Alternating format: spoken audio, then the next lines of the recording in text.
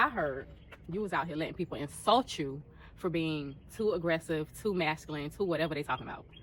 I really hope something in this video helps you to no longer feel that way and to get them people out your face and hopefully out your life. Let's talk about it.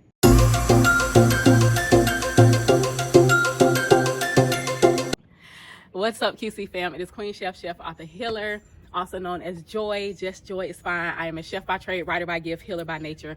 And so what we're talking about today, ladies, this is part 2 to the video about Black women being too aggressive, too masculine, too this, too that. Erase all of that out of your mind. Let's do a whoo, erase all that. Because I don't want you coming into anything thinking that you're too something. My primary issues with that are it makes you feel as though something is wrong with you. And you literally just became that, or those traits, you lead with those traits or those energies because you had to survive, because you did what you had to do. Like most of us, we grew up doing what we had to do. So as a result, we may lead with masculine energy more than we should, whatever that means. We may lead with aggression, or aggression may come out a little more than we like. And we are, a lot of us, if you're anything like me, we already hard enough on ourselves. Like, we don't need the world telling us we got too much aggression. Most of us who do have that issue, we know. Thank you for stating the obvious.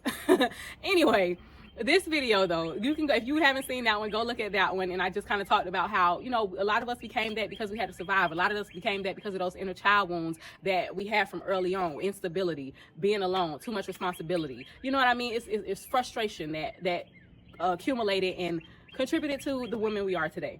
But this video, I just want to talk about a few things I did and a few things I've learned over the last few years that have helped me with my duality, that have helped me learn when and how to use what energies, how to lead more with the energy that I want in order to complete the task that I need. Because you will never get to, it's the same kind of thing that I say when it comes to shadow work. You don't eliminate your shadow side. You heal your shadow side and then you integrate it into your life, and it does what it needs to do in the areas that you need it to work. So for me, my understanding of energy and duality, especially when it comes to feminine and masculine energies, it's about balance. You don't completely eliminate that. That masculine energy, that aggression, that is what helped a lot of us to survive. That is what kept a lot of us from being great victims sometimes. That is what kept a lot of us on our toes, kept a lot of us sharp. A lot of us are smarter because of it. So you don't eliminate masculine energy. You can't, if we're being honest.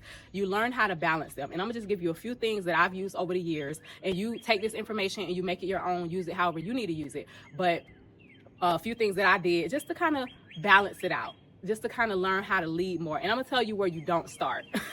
Do not start with getting on here watching all those videos about femininity, what feminine women do, how feminine women get this and get that, and it's all aesthetic. Don't do that. I made that mistake. So that's why I'm gonna say straight up not to do that one. Because for me, if I'm being honest, and I always say I'm speaking from experience, when it comes to matters of being purpose driven, I'm either speaking from facts or experience. That's all I have. So my personal experience, it made me feel worse.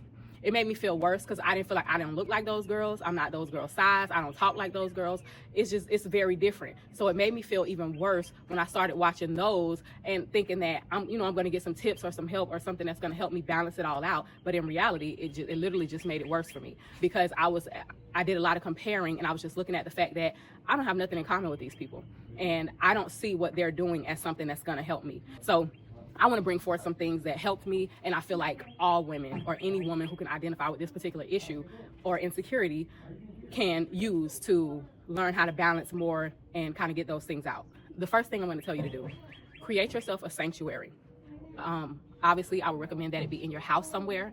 If you have somewhere else, great. If it's somewhere out in nature for you, even better, because nature is healing. As you can see, I'm always out here. I'm a hiker. I love to hike. I love to walk, and I do it for therapy more than anything. I do it for therapeutic reasons. When I come hiking, it's not really for exercise. It's just all for the mental clarity. So if you want your sanctuary to be in your home, then you create space, basically create a space that's really comfortable for you, a space where you have to leave the world out of. Even if it's just like, let's say you have a small apartment, even if it's just a corner that you can give yourself, and maybe put some pillows, put with your favorite color pillows, maybe some lights, maybe a little tea station or a coffee station or whatever your thing is. You make yourself a space to where problems are not allowed to come in, that aggression, frustrations, none of that is allowed to follow you into that space. That is your space to just be. It can be a crying corner, whatever. Just make it feel good, make it look nice, make it aesthetically pleasing, and make it purposeful. Tell yourself that this is that nobody can come in, if you have kids or a husband, whoever, nobody can come and complain to you in this space. Create something just for yourself that is your area to just release, to just be, to just exist, not to deal with people's problems. If they come and complain while you're in that particular space, you got to tell them, hold up, wait a minute. I'm in my corner, I'm in my sanctuary. You're gonna have to save this for the lobby, save this for the outside, because this can't come in the sanctuary.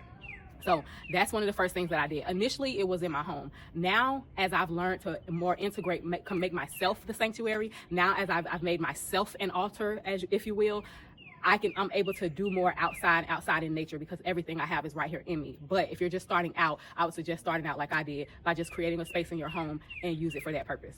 A few more suggestions for that space that I would give is to also fresh flowers. Even if you are somebody who does not consider yourself a flower girl, then do a plant. It doesn't matter. But put something living in that space, something that you can just look at and be in awe of, something that represents life, something pretty that represents life. So if you're not a flower girl, then just do a plant. Now, the second thing I have for you is what I call a life break. You need to have a moment, a day, something for yourself that you set aside for just you. And by something, I mean a particular time frame. So if you can afford to give yourself a whole day, beautiful, then do that. But if you cannot, there needs to be a particular time of day, maybe from 5 p.m. to 6 p.m. when you get off of work, where no calls, no outside problems, just simply tend to yourself, tend to your needs. This is like your life break is so that you can check in with yourself, figure out what is going on, how you're feeling, why you're feeling that way. And I like to do this during transitional phases. So by transitional phases, what I mean is when I get off of work, before I go home, I like to have a transition period. I even do this in between tasks. If I get home and I have groceries to put up, I'm gonna sit down, I'm gonna regroup, and then I'm gonna go and do those things. Or if I have to go and cook dinner before I move on to something else, I'm gonna sit and I'm gonna regroup first. So I allow myself, now I do it in between almost everything, because I don't like moving through, and this is that rush energy, that force energy. A lot of that really contributes to that heavy masculine energy, and it keeps you on a constant grind. It keeps you in a constant go. But this is my way of forcing myself to slow down and really focus in on what I need to do, what I'm supposed to be doing in that moment. And it forces you to live in the moment and not always be thinking about what's next. Because believe it or not, that contributes a lot to our frustrations. That contributes a lot to us feeling overwhelmed. And then that is where that aggression and those things that we don't necessarily like to see, that's where those things show up at, because we're always doing something. And if we're not doing it, we're thinking about doing it. So in between every task, I give myself time. Now, it may take you a while before you get to that point, but start with at least an hour a day. That is my suggestion. Start with at least an hour a day, and that's just your time to just regroup, whether it's a recap of your day, whether it's at the end of the night. You got 24 hours in a day. You could take one of them for yourself. Okay. So that's not too much to ask for you. So for starters, those are the two primary things I would tell you to do right now. And then we'll kind of move. I may even turn this into a series. I just thought of that. I might do that, because that's only two things, but it's two very good foundational things that you can start with as you begin to start to try to transition your life from just feeling like too much and feeling overwhelmed and leading with so much go energy, and transitioning into more of a flow, because that's what the feminine energy is really about, a flow, things that just kind of flow together, and versus things that you have to always put together, pull together, force together, because it shouldn't always be like that. That contributes way too much to that overwhelm that we always tend to feel. So hopefully that was helpful to you. And if it was, please remember to like, to subscribe. If you are new here, subscribe. If you have suggestions, if you have additional tips, please put those in the comments for the other ladies. And as always, you guys be well, and I will do the same.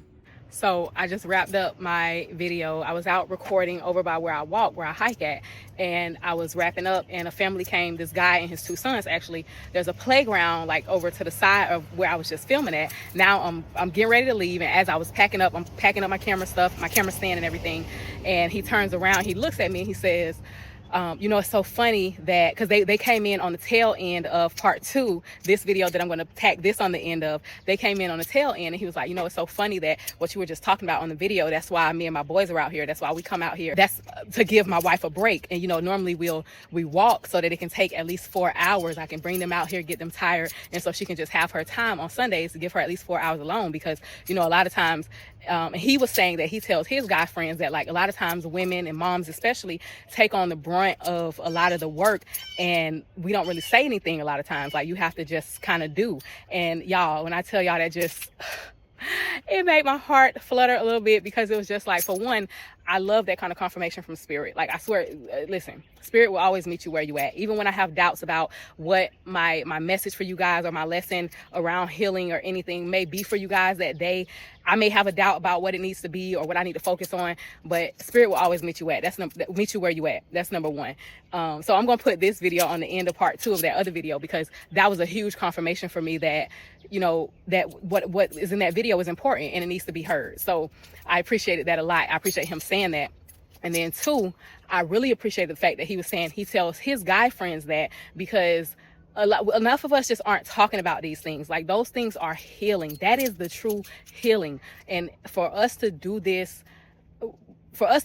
right, we have to talk about it. We got to share these stories. We got to share our experiences. So anyway, I just wanted to add this on because that just really made me smile. It really made me happy for him to say that. And, you know, I didn't even think he was paying attention. But as I wrapped up the video, I guess he was listening, because that's what he told me at the end. So I just wanted to share that with y'all too before I hop in the car to leave. And y'all be well.